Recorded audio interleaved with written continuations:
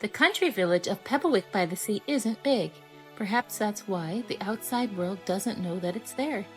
It nestles down as unobtrusively as possible between the forest of Brackenreach, which everyone knows is almost solely populated by bad-tempered owls and fairies, and the great gray slopes running dizzyingly down to the opaline sea.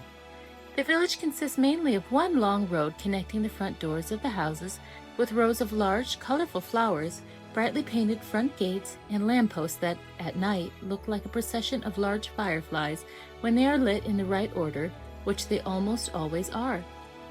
Percival Pinder's family was always the second to last to light their lampposts at night, which made sense since they were the second to last front door along the far end of the road. Each night his grandmother, an absent-minded old sow in cat-eye glasses and fuzzy bedroom slippers, would shuffle ceremoniously out the front gate. She would lift the lighted taper on a pole. Each night the lamppost wick would burst into flame. After waiting for their neighbor's light to also sparkle into existence, Percival's grandmother would then turn, usually crushing a daisy or two as she shuffled and went back inside. Every elderly villager standing under their lamppost would do the same. No one could tell Percival why this ritual started, why the lights were lit in order, or why it was always the oldest member of the family to light them. Perhaps it was practicality from when the village was so small that a single taper could be passed to light all of the lamps. No one was sure. Percival didn't wonder very often. He had other thoughts on his mind. At night, as he watched his gran from his bedroom window, he would look at the line of firelight disappearing toward the waterfront. When he squinted, it blurred into a line, a single line like a golden runway leading into the dark blue of the sea, its harbor bells chiming. No, not the sea. He squinted again. The sky. The runway led into the deep blue of the sky. The bells weren't the chimes of the harbor. They were the crystalline echoes of the stars calling to him. Percival sighed and rested his young pig chin on his hooves. He looked longingly out the window. Percival Pinder, piglet of 1,000 daydreams, wanted desperately to fly. He had always been an excitable piglet, according to his parents. Once, when he was helping his mother hang the washing on the line in the back garden, he became distracted by the billowing of the white sheet in the wind. Instead of pinning it down on the line, he had taken the ends in his hooves. Holding the sheet out behind him, Percival ran and leapt until the wind had filled it like a balloon. At first, Percival's mother had clicked her tongue in frustration, moving the laundry basket out of the way as he ran puffing around her. But after she saw how the sheet billowed upward like a parasail, and how the wind briefly lifted the small piglet's feet, Mrs. Pinder scooped up a protesting Percival and carried him in through the kitchen door. Percival was not a very heavy piglet. One morning, not long after, Percival stood on his chair at the breakfast table. He flapped his front hooves like his schoolteacher, Mr. Gosdown. His teacher was an old crane whose flying days, as he told Percival, were long behind him. His sister Penny rolled her eyes. "You're so weird, Percy," she complained, grabbing her plate of parsnip muffins before it could be knocked to the floor. Mr. Pinder snorted in surprise, dropping his morning paper as the table jolted. "Percival, enough." "No," Gran said, smiling at Percival through her glasses and the steam of her rutabaga tea. "Percival just has high hopes." At school that day, Percival waited until the others had gone out to recess.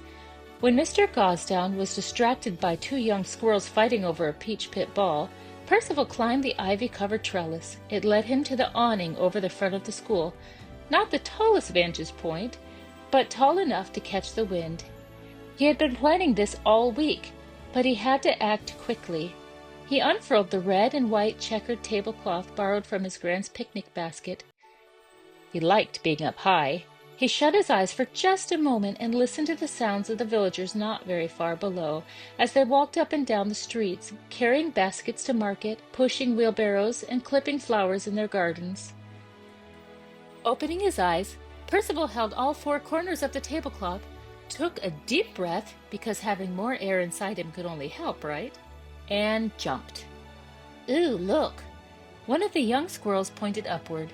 The other young animals turned to look and started chattering excitedly. Mr. Gosden turned just in time to see the tablecloth open briefly, fill with air, and then deflate with a pop. Percival went from excitement to panic. "Isn't that your little brother?" a chirping voice asked. Penny covered her eyes with her hooves. "Percy!"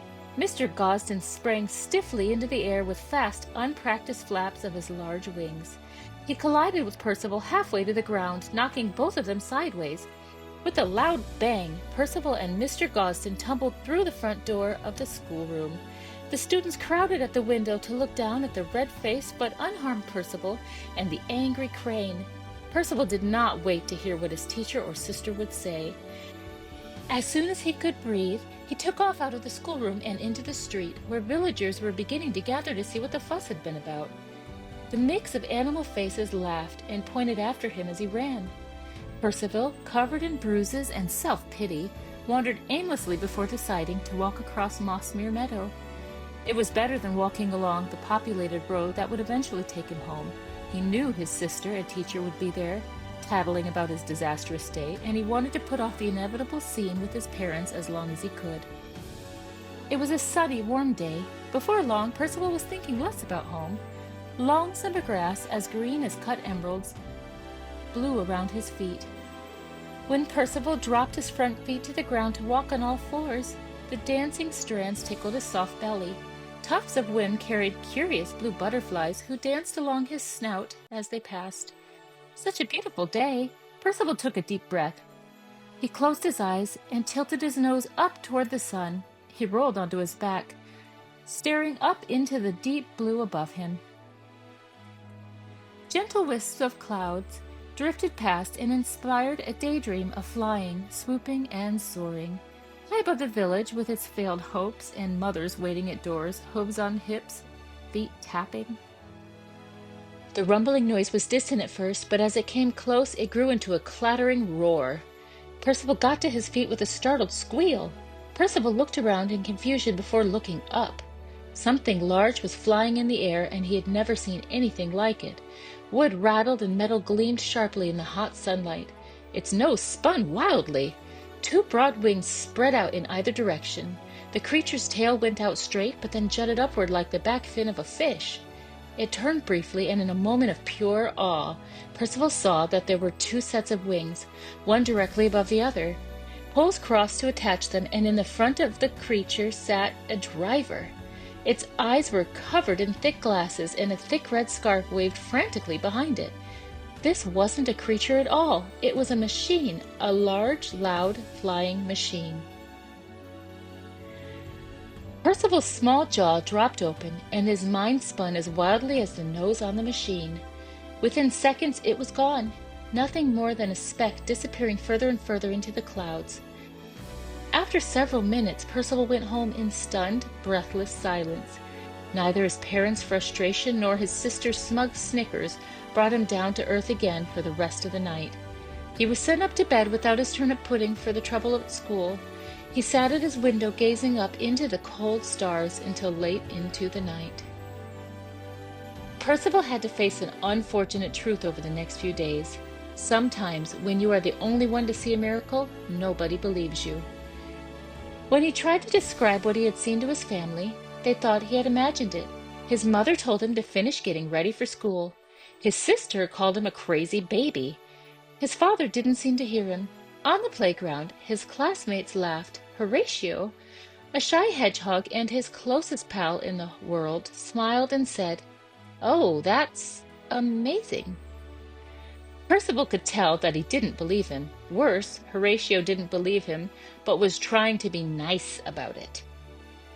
Percival went back to the field every day after school for the next 2 weeks, but the flying machine never came back. As the days passed, he turned down chances to play with his friends. He refused his favorite desserts. His mother kissed his forehead and told him not to let his imagination make him feel sad. His father offered to take him to work instead of school for a day, walking along the forest edge to find the raw black truffles he sold to the village restaurant. Even his sister stopped teasing him, mostly anyway. Then one night, After grandmother lit the lamppost and all the village had shuffled off to bed, Percival saw the fairy. He had always known there were fairies in the woods. All of the village children were warned not to go in there. No threats added, just a warning, a very serious one. Percival had never seen a fairy, though. At a distance from his window, he could tell that it was glowing. Percival stared with his head up and his ears perked, but after a few minutes he put his head back down on his hooves. He didn't need another story that no one would believe. But then the fairy did the most amazing thing. It lifted its brown arms and a pair of iridescent wings lifted it into the air. Hovering next to the last lamppost on the edge of the trees, it lifted a small lantern to the flame. The lantern burst into green light. It touched the lamppost to the lantern again, and this time the whole row blazed green and then faded back to yellow. Still in the air, the fairy was disappearing into the trees, flying. Percival ran for the door, rolling down the garden steps with a squeal on his way to the woods. Brackenreach Forest was dark, but not black. Cobalt blue twilight glowed behind the silhouettes of trees. Fireflies drifted from low-hanging branches, making shapes like small constellations. "Hello?" Percival called out quietly at first. He could see the green light of the fairy's lantern far ahead of him. "Hello!" There was something strange about the woods. Shadows moved in the corner of his eyes, but when he turned, there was nothing there. A few times he thought he heard voices whispering, but the only response was an eerie silence. "I know you're there," Percival shouted, his voice shaking just a little. A hidden voice giggled, which sent Percival spinning to catch the culprit. Nothing. "Behind you," the voice whispered in his ear. Percival gasped and spun again. He tripped over his back feet and fell on his face. The voice laughed loudly. There was nothing mysterious about it now. He had heard enough classmates laughing to know when he was being mocked. He clambered to his feet angrily. "Who are you laughing at?" "You." And just like that, the fairy was floating in front of him. She didn't come out from behind a tree or jump down from a branch. She was just there. She fluttered down, her feet meeting the ground. "How do you do that?" "I don't know," the fairy shrugged. "I just do it." She was staring at him as intently as he was staring at her. Percival didn't quite know what to think. He had never seen a human before, so the term human-like did not occur to him. To Percival, the young fairy with her cherubic brown face and wispy frame looked a bit like a furless baby squirrel, and about the same size. Except, of course, for the dark fluff on the top of her head protruding out from under an acorn hat in curly strands. Her clothing, made of woven dried leaves and flower petals, glowed slightly just like she did. She had no shoes or hooves to protect her feet. Maybe she didn't need them. But she did have a bag at her side, which made Percival wonder what could be inside. Percival sniffed suspiciously. She smelled like dirt. He sniffed again. And wet mushrooms. "You're one of the animals from that little village, aren't you? I bet you don't know why we put magic in your lampposts at night." She leaned in and waited for him to answer. What?" Percival blinked. "You're the one doing it. How should I know?" She turned, disappointed. "I figure you might have heard why. My grandma won't tell me. She just showed me how and told me to do it when it's my turn. But mostly the others do it." "The others?" "The others," the fairy said, and gestured to the trees around them. Percival saw no one. Somewhere an owl hooted, and a shadow passed over Percival, making him shiver. "Oh, that's right!" The fairy suddenly grinned. "You can't see us unless we let you." She picked up her lantern and started walking. Percival trotted after her. "You mean the other fairies?" "Of course. There are a bunch of houses over there. I bet you can't even see them." She said it like an accusation, the same way Penny said she bet Percival couldn't do something easy, like snorting to 100. "What do you want anyway? Why are you following me?" she asked, still walking quickly, very quickly. Percival looked at her feet and realized that she was gliding forward every few steps, as if she was beginning to lose patience with the conversation and would fly off at any moment. "Please wait," Percival strained as he trotted faster. "I just want to know how you do it." "Do what?" the fairy asked, bored. "Fly." The fairy stopped so quickly that Percival nearly fell over her. She looked at him. Percy was suddenly embarrassed. The village says that fairies have magic. Can you... I want to fly. Why? Percival wasn't expecting that. Because he tried to think about the feeling, his need to be in the air, to belong to the world on a level with clouds and mountain tops. I just have to. The fairy and Percival stared at each other for several seconds. She lightly touched the bag at her side. Finally, she turned and started walking again. All right, follow me. Percival was not asked inside the fairy's house. He probably wouldn't have fit anyway. The house was formed from the trunk of a tree, with windows under oyster mushrooms and green vines that crisscrossed the bark with explosions of purple flowers. Through the open door, Percival could see his fairy friend talking to a thin, gray-haired fairy as wrinkly as a walnut, with thin fingers like a frog's. The older woman looked out the window at him briefly before she continued to stir the pot on her small cooking stove. The two fairies spoke again, and Percival had to wait. Once or twice he heard murmurs or saw movement. Once he caught a glimpse of eyes as large as saucers. Another time he caught sight of something with ears pointed like a bat. Another fairy, briefly visible, had long front teeth. And then it was gone. Percival was getting a little nervous. He breathed in a sigh of relief when his fairy finally came out looking pleased with herself, like she had won an argument. Okay, we go to the log. Grandma says it's the oldest magic in the woods. If anything can change you, it's the log. But there are rules, his fairy said. She put a hand on her hip and held up a finger. Rule 1. The magic doesn't last. It leaves when it wants. Rule 2. You can only ask the log for one wish, and then you get what you get. Grandma says the magic is old and cranky. Don't insult it by complaining or asking again, or you'll pay the price. She said the last part in a dark whisper. What do you mean? Percival whispered back. What price? I don't know, she shrugged. You don't know much, Percival said. I know more than you do. Do you want to hear the rest or not?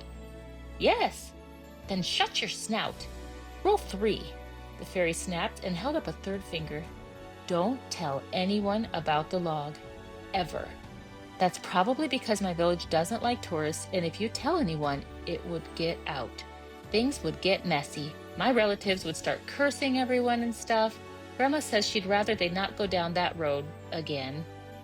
The fairy waved a dismissive hand. That's it. 3 rules. Want to try it? And you promise I will be able to fly? Percival said with a sudden caution he rarely, if ever, felt. Oh, I don't promise anything, the fairy grinned. You want to try it? Okay. Through the forest they went again, this time without the lantern. Percival followed behind her. She seemed to glow brighter as the woods grew denser around them. Fairies were more visible as they went. Long fingers, bright wings. Percival wondered if it was getting easier to see them, or if they just stopped trying to hide. He didn't spend too much time looking around, though. His friend was moving fast, and he didn't want to get lost. And then they were at the log, and the whispering voices were replaced by the awareness of an eerie vibration that made his ears twitch. A log lay on its side in front of them. It was large and had a yellow light shining out, making the mushrooms and moss hanging over it cast dark, moving shadows across the path. It made it seem as if the log, although lying in the same spot for centuries, was somehow moving, dancing along to the humming from its own brilliant interior. Percival stared at it uncomfortably. Well, go on, said his fairy. She gave him a little push, almost as if she were eager to get the piglet between herself and the somehow living log. You mean just walk inside? It's easy. All you have to do is walk in and think about what you want most in the whole world, and then come out the other side. The fairy made it sound simple enough. Percival started walking toward the opening of the log. But don't think about anything else. You won't want to confuse the log. It's really, really old. Percival nodded. He took a deep breath and then stepped up on the log's opening.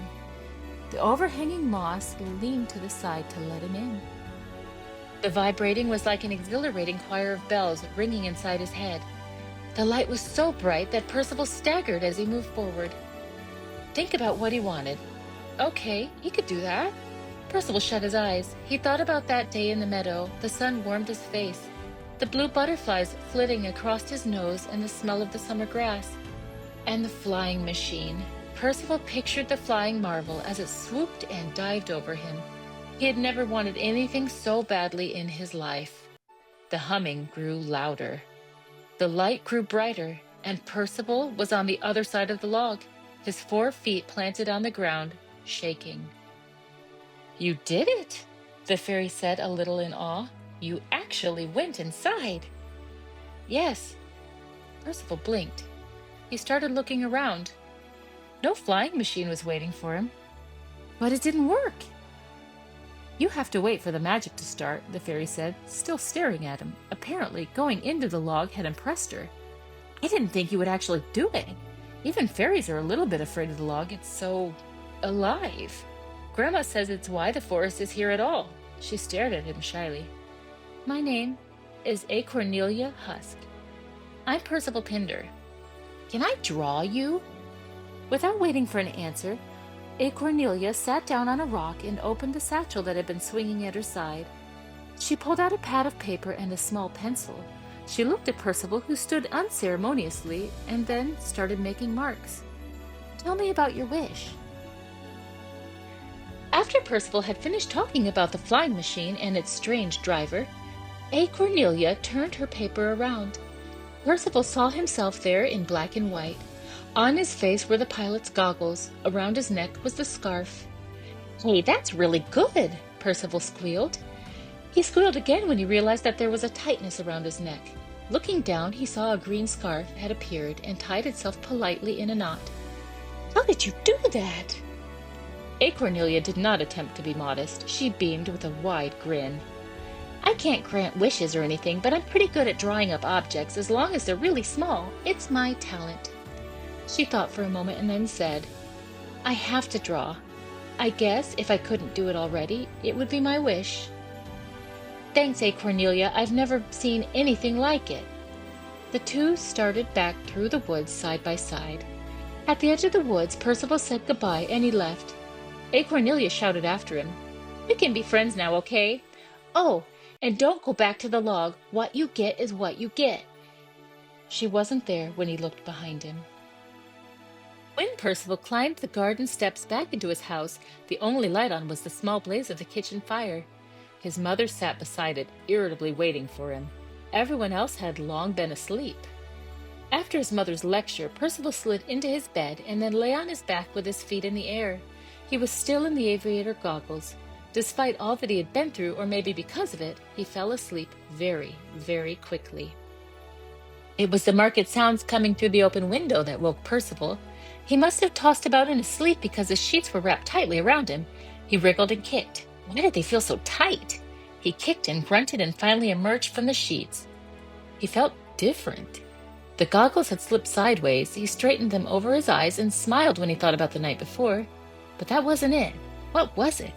He stretched. And that's when he felt the giant blue butterfly wings unfurl on his back like the newly grown petals on a sunflower. In shock, Percival staggered over to look into his bedroom mirror. Wings! I have wings! He started running in circles. The wings made him feel top-heavy and off-balance. He fell to his knees. He wanted to fly in a flying machine. He didn't want to be a butterfly. That silly log must have seen the butterflies in his head, the ones from the meadow. Oh no, what would his classmates say? They would laugh at him. Oh no, what would his parents say? He would have to tell them he had gone into the woods, alone, at night, and they would never let him fly. They might even drag him to the doctor's. He tried to climb to his feet, but he tripped this time, knocking the wash basin from his bedside table. "Percy, what's going on in there? Are you all right, love?" His mother was coming up the stairs. "I'm fine, Mom." Reaching for the basin, one of his wings pushed books off a shelf. "Percival?" His father was outside his door. He was turning the knob. "Percival, what are you up to?" Without thinking, Percival staggered over to the window. He might not have wanted to look like a giant butterfly, but he did want to fly. Just as his father pushed open the door, Percival climbed up onto the windowsill. "It's okay, Dad," he called over his shoulder, and then he jumped. The wings snapped upward as they were caught in the wind, and Percival Pinder, the pig with high hopes, was lifted into the air. He was flying. Percival soared upward into the deep blue morning. He gasped as the cold wind chilled his skin and swirled around his hooves. White mist gave way around him as he parted through it like a fish through waves. Startled birds flapped and dove to the side. Percival breathed in and then shouted as loud as he could in a squeal of perfect joy. "I'm Percival Pignacious Pinder, and I can fly." He changed course and swept low over the villagers walking on the streets below. Mrs. Glinderwall, an unusually angry badger, was bitterly haggling over prices with Mr. Glip, the weasel grocer, in front of the fruit stands. They both dove for cover under the rack of strawberries as he passed. A mother rat, pushing a carriage, gasped. She barreled over her husband and into the open shop. Several of Percival's classmates, rolling a hoop down the street, gaped up at him while the hoop rolled on alone. Percival grinned.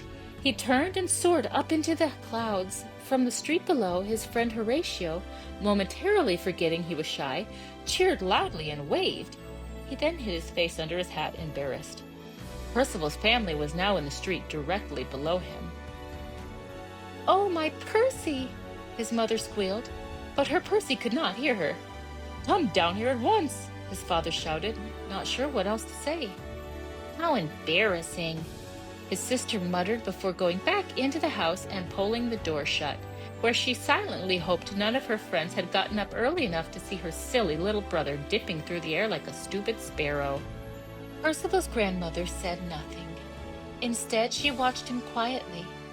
A tear rolled down her fleshy, wrinkled cheek, a tear of a remembered wish from many, many years before.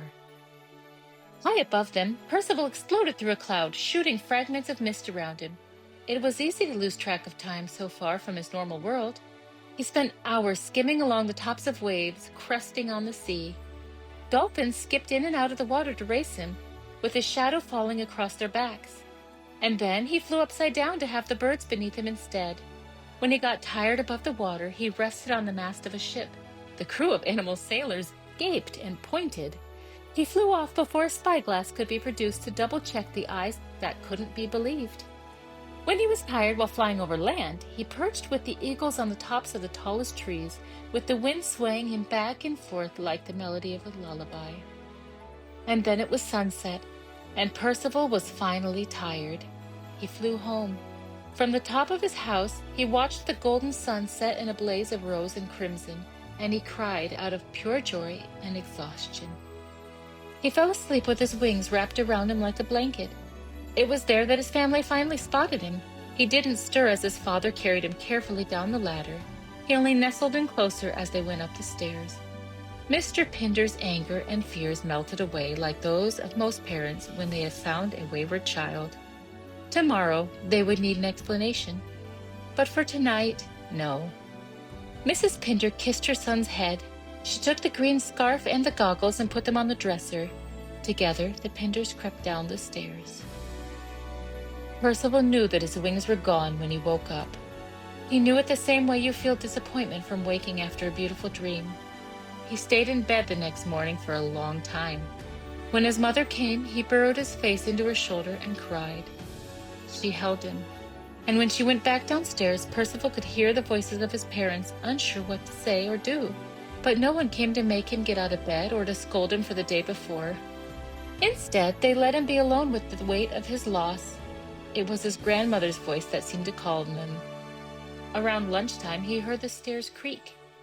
Gran peered in at him from around the edge of the door, her pointed glasses pushed up to the bridge of her nose.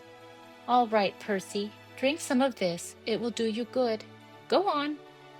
He didn't argue. The drink she pushed into his hooves was sweet and warm. "I have to go back in the woods there." "The fairies won't help you again, Percy. Neither will the log. Rules are rules." His grandmother looked at him steadily. She took the empty cup from him, set it on his bedside table, and then sat at the end of his bed. "What? How did you know?" His grandmother laughed. "You're not the only young thing that has ever had a wish, Percy, and you won't be the last." "I have to go back. I have to." Percy stopped. He wasn't sure how to explain the feeling pounding inside his small chest, the need that had no words. "We all have dreams, Percy. Your passion for flying is like an artist who has to paint, or a sailor who can't leave the sea. It is a part of what makes you who you are. But Percy, you can't go back. Magic can't make you live your destiny, Percival Pinder. You have to make your own dream come true, no matter how hard it is. You have to use your brain and your strength and your time and make your dream a reality, the way you want it to be." "But how?" "That's entirely up to you, my dear." Grant stood up and leaned creakily over him to kiss him on his forehead. "After all," she laughs, "you didn't want to be a giant butterfly, did you?" She went out and shut the door. Percival lay in bed staring at the sky through the window across from him. "No, I want to be me. Me, flying." Percival pulled his school bag off the desk where it had been. He pulled out his paper and pencils, and after only a few minutes, the bed was covered with sketches and notes. Sketches of a flying machine that only he had seen. Only Percival had seen it, but it wouldn't be like that forever. Someday, when Percival Pinder was much older, but still as full of passion, he would be the pilot inspiring young pigs watching him from the ground. He would feel the wind on his face in the cold mist of the clouds and remember that early summer decades before, when he had just one day to fly. He would wave to his friends and family and remember his grandmother and feel gratitude and the pure joy of a dream fulfilled. But for now, the small piglet would work. He would sketch and design and learn from everyone and everything. He would spend time with his grandmother, time that couldn't last forever. And while he ran laughing with his friends with his feet on the ground, he would look up into the sky and dream. Because nobody had hopes quite so high as Percival Pinder.